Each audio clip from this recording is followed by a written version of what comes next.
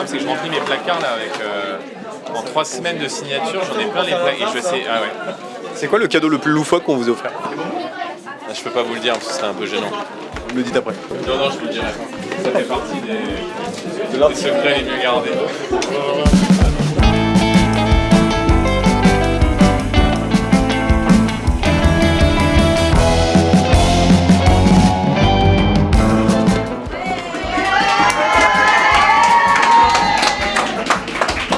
On démarre? Oui. Allez, c'est parti. Ça va? Merci d'avoir patienté. Bonjour, ça va?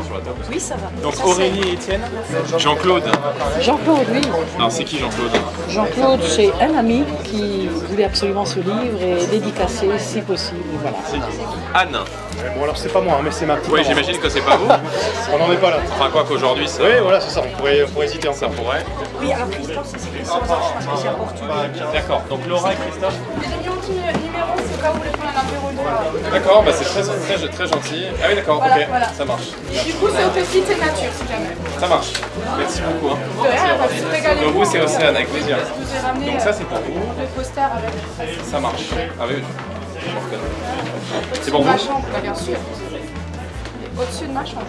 Ah ouais? Tous les matins, je regarde. Moi j'avais des posters de Grégory Coupé dans ma chambre quand j'étais petit. Ah ouais?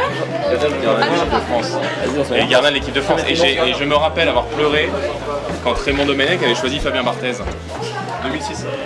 2006. Jordan Bardella, est-ce que l'exercice de la dédicace vous plaît? Et oui, c'est un exercice qui est agréable parce qu'on est proche je vais dire des électeurs, mais maintenant il faut que je dise des lecteurs. Ça permet d'échanger, et puis c'est un exercice qui est différent des meetings, donc oui, j'y prends du plaisir.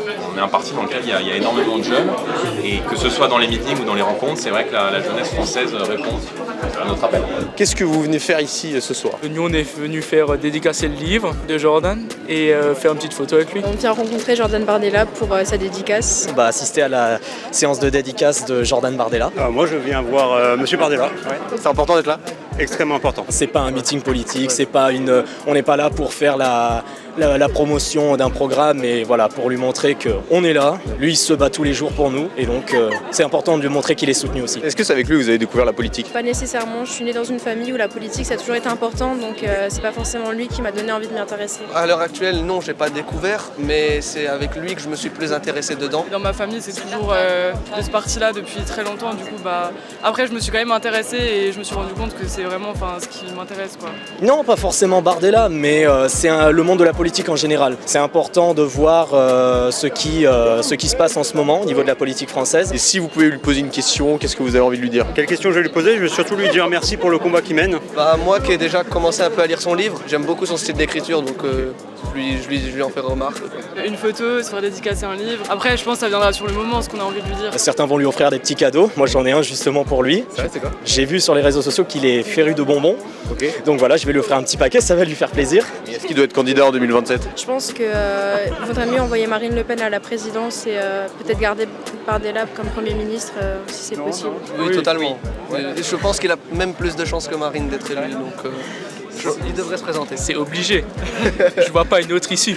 Après, si c'est Bardella, dans les deux cas, c'est très bien. Donc voilà. Ils sont complémentaires. Oui, voilà, c'est ça. Pour 2027, on espère une victoire d'un camp pour l'Union nationale. Mais oui, je pense que le Rassemblement national, au second tour face à une extrême gauche, va gagner, c'est sûr. En tout cas, là, Marine Le Pen est dans une mauvaise posture, au plus mauvais moment. Si elle est disqualifiée, entre guillemets, Jordan Bardella pourrait facilement prendre sa place. S'il le désigne, tant mieux, on espère qu'il sera à la hauteur. S'il n'est pas désigné, je pense qu'il fera quand même un excellent ministre si jamais en 2027 il gagne. Pour Sylvia.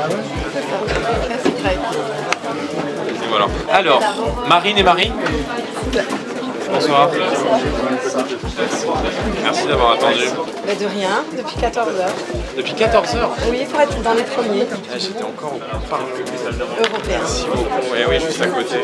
Merci beaucoup. Donc ça c'est pour vous. Ça c'est le mien. Ça c'est que pour j'ai lu Laurence. Déjà. Ça c'est moi, c'est moi. Alors d'accord. Je m'emballe Et pas. c'est celui-là. Et ça c'est pour Dominique. Oui, Dominique Cochet, c'est Ça pour marche. son Noël. C'est pour Noël, je peux mettre joyeux Noël. Voilà. Vous habitez à Strasbourg? À côté. Si je vous dis le nom, je pense que vous connaissez pas. Allez-y. Robert Osbergen. Deux noms. Mais par contre, j'aurais un peu de mal à l'écrire, honnêtement.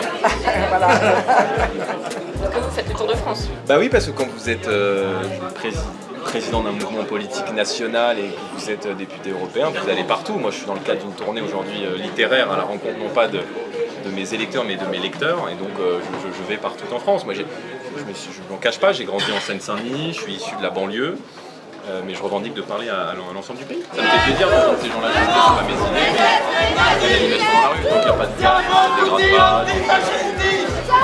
Bonjour. Pourquoi vous êtes là exactement? Vous voulez pas que la dédicace ait lieu? Non, c'est inadmissible qu'il y ait des choses qui se passent comme ça ici en Alsace.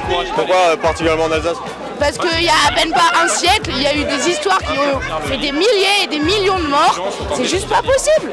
Et quel lien ça a avec Jordan Bardella? Mais ce mec, il est dans le RN, ça a été créé par des nazis. Et là, vous pensez que tous les gens qui sont ici sont là parce que ça a été créé par des nazis? Je pense que ces gens sont bêtes et n'ont pas assez ouvert de livres d'histoire. Sur 12 millions. Et ben, malheureusement, il y a 12 millions de débiles en France.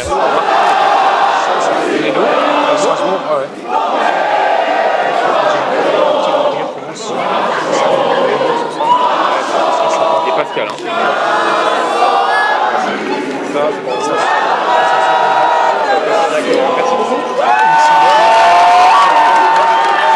Jordan Bardella, à chaque fois que vous vous déplacez, il y a toujours des militants d'extrême gauche qui viennent pour l'événement. Est-ce qu'au fil des années, on finit par s'attacher et on se dit que sans ça, l'événement serait fade? Oui, je pense que je développe une forme d'affection pour eux. Parce qu'ils contribuent à... D'abord, ils chantent et ils mettent un peu d'ambiance, je trouve. Voilà, puis on se dit que la démocratie est un combat de tous les jours. Face au fascisme et face à ceux qui ont la nostalgie des régimes totalitaires. On les aime bien, puis en fait plus ils veulent interdire le livre, plus le livre se vend, donc on a besoin d'eux. Voilà, on leur dit restez mobilisés aussi, vous, camarades. Comment tu as vécu les législatives du mois de juillet? Est-ce que tu l'as encore en travers de la gorge? Pour moi, c'est pas une défaite, tout simplement parce que c'est le nombre d'électeurs qui prime. Et pour moi, non, c'est une victoire, le premier parti de France. J'ai été grandement surpris. Je pense comme la plupart des gens, non seulement qui ont voté pour le Rassemblement national, mais aussi pour ceux qui ont voté pour le camp d'Emmanuel Macron. Et aussi, je pense que la plupart des gens de la gauche ont été surpris. Je pense qu'ils ne s'attendaient pas à ce que voilà, on ait le droit à un revers historique. Est-ce que votre public vous reparle encore des élections législatives et de la désillusion?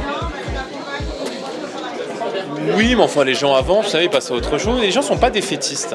Je pense que les gens ont conscience que même si on s'intéresse moins à la politique, je pense que le pays a conscience que ce qui nous porte, c'est une vague. La politique, c'est une affaire de grands courants et de grandes vagues. Et celle qui nous porte me semble puissante. Vous savez, ceux qui votent pour nous, il y a du sentiment. C'est les gens qui votent pour nous, ils votent parce qu'ils ont soit de la colère, soit de l'espérance, soit de la fierté d'être français. Et ils ne sont pas décidés à arrêter d'exprimer ce sentiment. Donc je pense qu'ils nous font confiance. Et en tout cas, moi, je leur dis, restez mobilisés, faites-nous confiance, parce qu'on n'en est plus très loin. Il y a des personnes ici ce soir qui vont vous rencontrer pour la première fois, ils vont y penser toute leur vie. Est-ce que vous y pensez? Mais c'est réciproque. Quand on rencontre des Français, quand on est en campagne, quand on veut faire connaître son livre et sa vision pour le pays, on se souvient des rencontres avec les Français. Et alors moi j'ai une qualité et un avantage qui est plutôt utile quand on fait de la politique, c'est que je suis assez physionomiste. Donc ouais, ça m'arrive souvent. Et ce qui est assez pratique quand on fait de la politique.